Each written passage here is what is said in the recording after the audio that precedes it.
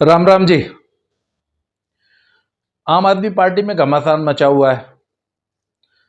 दिल्ली के ठग नटवर लाल परसों तो ईडी के समन से बच गए। समन का क्या, ईडी दोबारा भेज देगी, आजकल में ही दोबारा भेज देगी। उस पे भी नहीं आएंगे, दोबारा भेज देगी। 3 बार भेजेगी समन, फिर नहीं आएगा, एनबीडब्ल्यू कर देगी। तो ईडी से आप बच के तो भाग नहीं सकते। इस पे बहुत सारे यूट्यूबर्स ने बड़े अच्छे अच्छे वीडियोस बनाए हैं। एक विजय सरदाना जी हैं, वो सुप्रीम कोर्ट के लॉयर हैं, उनका बहुत ही शानदार वीडियो है इस टॉपिक पे। देखिए कि जो ये लोग हैं जो पॉलिटिकल टिप्पणियां करते हैं और कानून को समझते हैं, उनका ये कहना है कि केजरीवाल के वकीलों ने बहुत ही गलत कानूनी सलाह दे के केजरीवाल को बहुत बुरी तरह फंसा दिया है। और लोग तो ये ताज्जुब कर रहे हैं कि इतनी बचकानी सलाह दी किसने। और वो बताया जा रहा है कि वो जो चिट्ठी केजरीवाल ने जो लिखी है ना ईडी को, वो अपने आप में एक तरह से केजरीवाल ने अपना खुद का वारंट साइन कर दिया।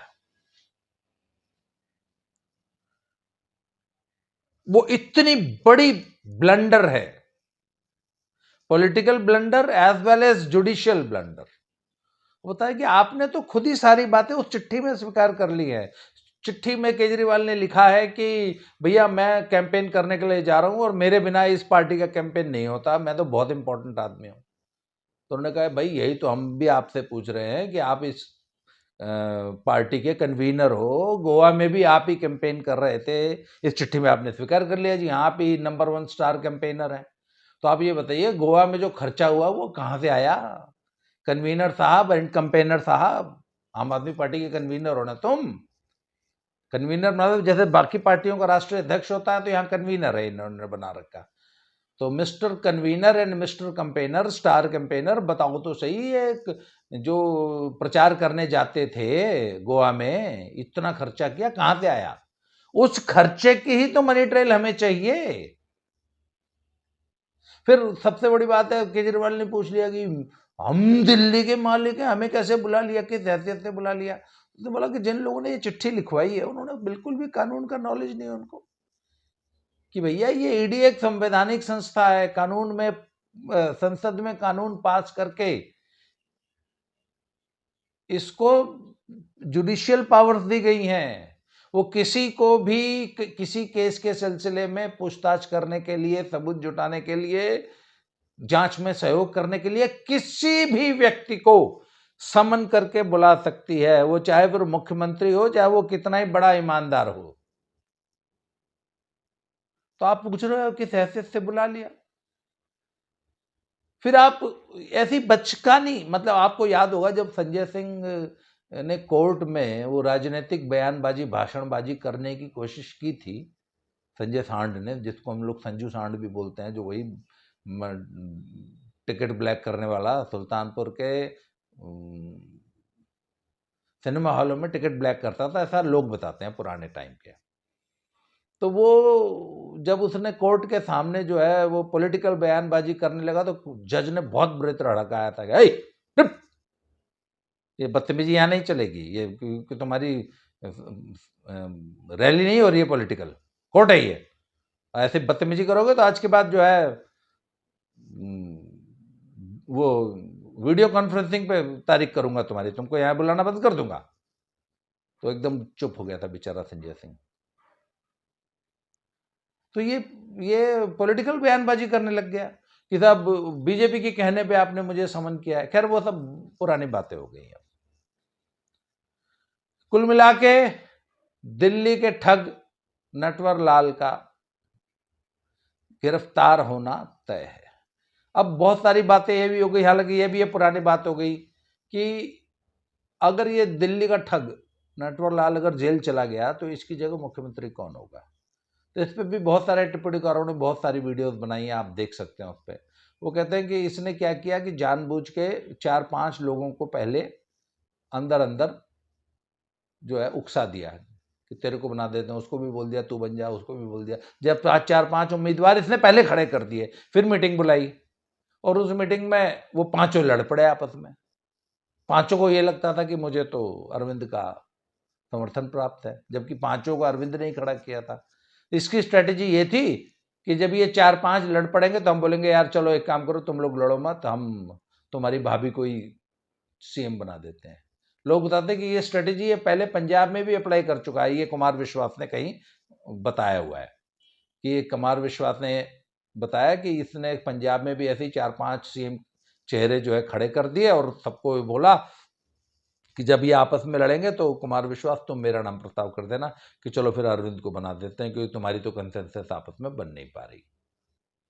सेम यही टेक्निक जो है ये एक नई राबड़ी देवी दिल्ली में देना चाहता है। और चूंकि वो बताते हैं, ऐसा बताया जाता है कि ये उस दिन ईडी के पास पेश हो गया होता यदि दिल्ली में अगला मुख्यमंत्री कौन बनेगा इस पे राय बन गई होती और इसकी बीवी को सब लोगों ने स्वीकार कर लिया होता। परंतु यदि इसकी बीवी को बना दिया जाता है या किसी भी एक व्यक्ति को बना दिया जाता है तो ऐसा बताया जाता है कि दिल्ली की आम आदमी पार्टी में बगावत, विद्रोह, दो फाड़ हो सकता है। और वैसे भी भैया आपको मालूम है दिल्ली में अमित शाह जैसे घाघ बैठे हैं, वो अच्छे खाते, वो तो मियाँ बीवी में दो फाड़ करा दे। वो तो उनको तो जरा सी इतनी सी जगह भी मिल गई ना, वो तो उसमें बांस ठेल देंगे। वो तो बड़े एक्सपर्ट हैं। तो किसी का भी घर तोड़ सकते हैं, किसी की भी पार्टी तोड़ सकते हैं। कितना ही प्रचंड बहुमत हो, अमित शाह जी को लगा दो तो सब वह सबसे बड़ा खतरा ही है कि अगर ये ठग नटवरलाल अगर जेल गया तो सीएम कौन बनेगा। उससे भी बड़ा खतरा था, सबसे बड़ी जो खबर आज आ रही है, आज पंजाब में इस बात की बड़ी तेज चर्चा है आम आदमी पार्टी के कार्यकर्ताओं में कि साहब दिल्ली से ज्यादा बड़ा खतरा पंजाब पे आ गया, क्योंकि जो शराब घोटाला दिल्ली में हुआ है हूबहू वही शराब घोटाला पंजाब में हुआ है। मैं अगर इस शराब घोटाले को अगर आप मुझे कहें कि 1 मिनट में समझा दो तो 1 मिनट में ये समझाते हैं, इस तरह समझा सकते हैं कि पहले शराब में जो रिटेलर है उसको 5% का मार्जिन दिया जाता था। भाई अगर 100 रुपए की शराब बिकेगी तो 5 रुपए तेरे। इन्होंने दिल्ली में बढ़ा के उसको 12 रुपए कर दिया, 7% फायदा बढ़ा दिया। अब 7% एक शराब जैसी आइटम में जो कि साल की, मैंने सुना है कि 15,000 करोड़ से ज्यादा की शराब दिल्ली में बिकती है, तो उसमें 7% का मार्जिन किसी का बढ़ा देना, तो ऐसे ही कोई हमारा रिश्तेदार थोड़े लगते हैं शराब के रिटेलर। तो वो जो 7% था वो आम आदमी पार्टी की जेब में जाना था, इसलिए वो 7% बढ़ाया गया। अब 7% बढ़ाएंगे तो लेंगे किससे? रिटेलर से। तो उन्होंने कहा रिटेल में, कहते अब रिटेल में तो हजारों दुकानें होती है, कैसे किससे कौन वसूली करता फिरेगा? तो कहते हैं सारे छोटे रिटेलर्स को खत्म कर दिया, 1 2 3 एक बड़ी पार्टियां, बड़े बड़े मोटे जो है कारोबारी थे, सिर्फ उनको ही रिटेल का धंधा दे दिया गया। उसी तरह होलसेल में, उसी तरह मैन्युफैक्चरर में। तो ये था कि होलसेलर, रिटेलर का मार्जिन 5% से बढ़ा के 12% कर दिया, जो 7% था वो उन सबसे वसूल लिया गया। वही 338 करोड़ रुपए का पहला। कल मैं एक और इसी तरह विश्लेषक को सुन रहा था, उन्होंने बोला था ये 338 करोड़ तो शुरुआती रकम है, इसके अलावा एक बहुत बड़ा है कि ये 1500 करोड़ से ऊपर का घोटाला है। उस पर मैं बाद में चर्चा करूंगा, वैसे यूट्यूब पे है वो वीडियो, वो भी आप देख सकते हैं। पंजाब में भी सेम यही हूबहू घोटाला हुआ है। वहां पर भी रिटेलर का मार्जिन 5% से बढ़ा के 10% किया गया। और जो होलसेलर है, आखिर कौन बेचेगा शराब? तो पहले यहां भी हजारों लोग, छोटी छोटी दुकानें होती थी, सबकी बेचते थे।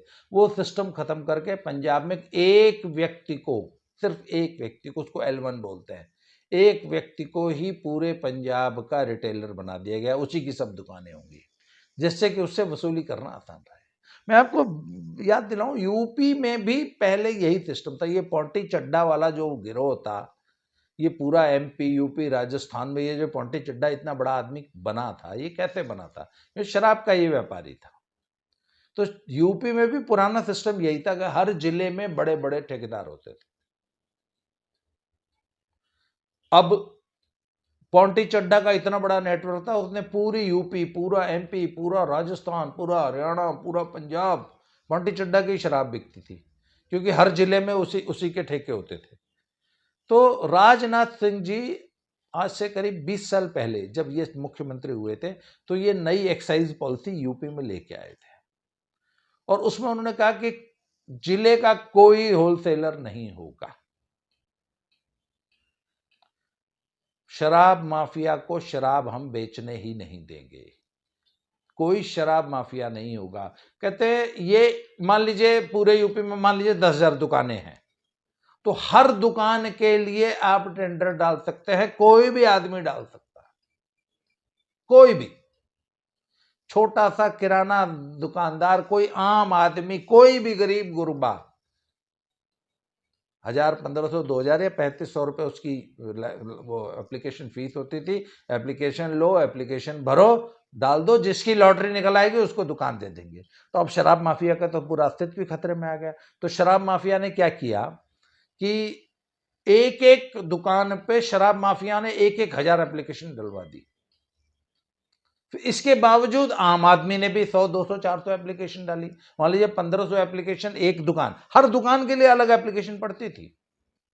मान लीजिए एक दुकान के लिए 1,500 एप्लीकेशन आई, जिसमें 1,000 तो माफिया ने डलवाई, 500 आम आदमी ने भी डाली, तो ज्यादातर दुकानें मान लीजिए माफिया की ही निकली, 80% माफिया की निकली, परंतु 20% आम आदमी की निकल गई। हालांकि बाद में माफिया ने भी वो दुकानें भी ले ली माफिया से, वो रिटेलरों से, पर इसके बावजूद माफिया का एकाधिकार टूटा। अब माफिया को दुकान लेने के लिए बड़ी कड़ी मेहनत करनी पड़ती थी, और 1,000 अलग अलग लोगों से एप्लीकेशन डलवानी पड़ती थी हर दुकान पे। तो लोगों की भी महत्वाकांक्षाएं जागी कि भैया हम क्यों माफिया के नेक्सस में हिस्सा लें। कुछ सरकार की भी सख्ती थी। धीरे धीरे 2, 4, 5 सालों में वो नेक्सस टूट गया और आम आदमी शराब की दुकान खोलने लग गया।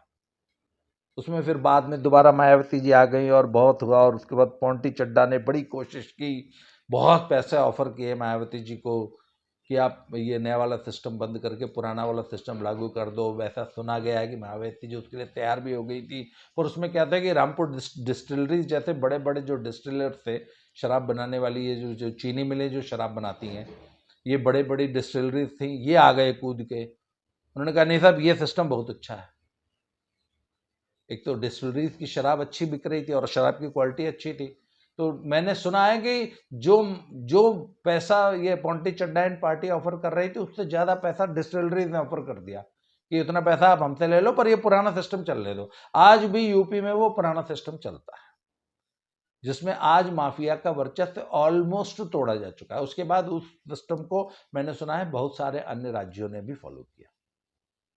परंतु यहां पे दिल्ली के ठग नटवरलाल, जो कि धरती का सबसे ईमानदार आदमी है, उसने ये रिटेल वाला सिस्टम खत्म करके पुनः कार्टेल के हाथ में ये धंधा सौंपने की का ये षड्यंत्र रचा था कि छोटे छोटे रिटेलर्स को बाहर कर दो और किसी एक व्यक्ति को ही सारा धंधा सौंप दो, जिससे कि उससे वो जो 7% का मार्जिन हमने उन्होंने दिया था वो वापस लिया जा सके। और इसके अलावा कल मैं एक वीडियो देख रहा था कि उसमें पहले एक 750 ml की बोतल पे सरकार को लगभग 330 रुपए के आसपास कुछ एक्साइज ड्यूटी और सारी मिला के आमदनी होती थी, वो घट के सिर्फ 8 रुपए रह गई थी, जो हैंडसम मनीष सिसोदिया एंड ठग नटवरलाल ने जो एक्साइज पॉलिसी बनाई थी।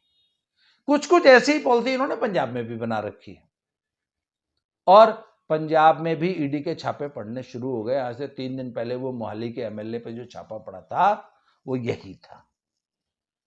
और ये पॉलिसी भी हमारे 6 PM, पहले 8 PM सीएम बोलता था, पर लोगों ने बताया ओ सर कितने 6 बजे तो बहुत लेट हो जाता है सर, 5 बजे ही मूड माहौल फिट कर देते हैं सर जी। तो हमारे 5 PM सीएम जो है उनके हाथ से ये सब कुछ हुआ है। अच्छा, उधर जो बची खुची दिल्ली वाली पूरी पार्टी है वो भी जेल जाने के लिए तैयार है, चाहे फिर वो आतिशी मारले ना हो, चाहे चिकना चड्डा हो, चाहे जितने हो। और पंजाब का भी यही हाल है।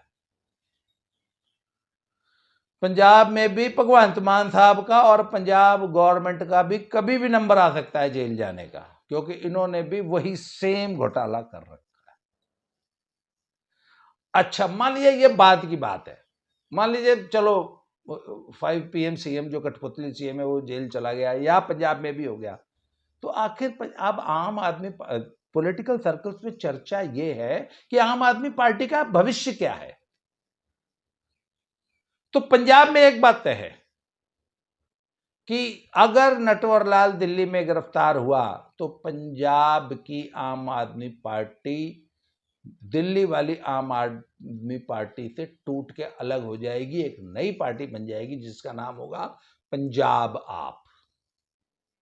ये तय मान लो। और केंद्र सरकार की यह मंशा है कि वो बॉर्डर स्टेट होने के नाते पंजाब को पॉलिटिकली डिस्टेबलाइज करने के बिल्कुल पक्ष में नहीं है। वो भगवंत मान सरकार को डिस्टेबलाइज करना नहीं चाहेंगे। वो ये चाहेंगे कि ये सरकार ठीक से काम करे, लॉ एंड ऑर्डर बढ़िया रहे, क्योंकि ये बहुत इंपॉर्टेंट स्टेट है, इसके साथ किसी भी प्रकार का फाउल प्ले नहीं होना चाहिए। परंतु यदि इस केस में भगवंत मान भी जेल जाने की नौबत आ गई तो इस पार्टी की जो सबसे बड़ी प्रॉब्लम है ना, there is no second line. जो सेकंड लाइन थी वो पूरी की पूरी जेल में बैठी है, अब कोई लाइन ही नहीं है। और सेकंड लाइन के बाद थर्ड लाइन भी जेल जा सकती है, कोई पता नहीं इनका। तो साहब ये सिचुएशन है। और पंजाब में इन दिनों बड़ी जोरों की चर्चा है कि इस सरकार का क्या होगा। यदि नटवर लाल अगले एक आध महीने में जेल चला गया तो पंजाब का क्या होगा। और पंजाब में ये अटकलें तेज हो गई हैं कि पंजाब आम आदमी पार्टी कैसे फंक्शन करेगी, पंजाब की गवर्नमेंट कैसे चलेगी, इस पे भी अस्थिरता का खतरा मंडराने लगा है। यहां पर भी अब बहुत जल्दी आपको नेताजी लोग, दुनिया के सबसे कट्टर ईमानदार पार्टी के दुनिया के सबसे कट्टर ईमानदार लोग जेल में दिखाई देंगे। इस पूरे घटनाक्रम पे हमारी नज़र बनी रहेगी। मुझे विश्वास है कि आपको ये वीडियो पसंद आएगी। आज के लिए इस वीडियो में इतना ही। अगले वीडियो में फिर किसी नए टॉपिक के साथ फिर से मिलते हैं। Thank you very much.